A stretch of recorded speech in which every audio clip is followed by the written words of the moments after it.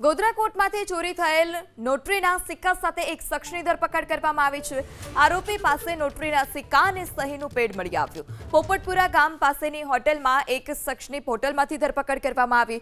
સંજયસિંહ પરમાર નામના શખ્સની પોલીસે ધરપકડ કરી છે। થોડા દિવસ પહેલા વકીલના ટેબલ પરથી ચોરાયા હતા 5 સિક્કા। વકીલના ટેબલ પરથી સહીનું એક પેડ પણ ચોરાયું હતું। આ સમગ્ર મામલે વકીલે પોલીસ ફરિયાદ નોંધાવી હતી। નોટરીના સિક્કા કે સહીના ઉપયોગ અંગે પણ હવે તપાસ શરૂ કરવામાં આવશે। ત્યારે સંજયસિંહ પરમાર નામના શખ્સની પોલીસે હોટલમાંથી ધરપકડ કરી છે।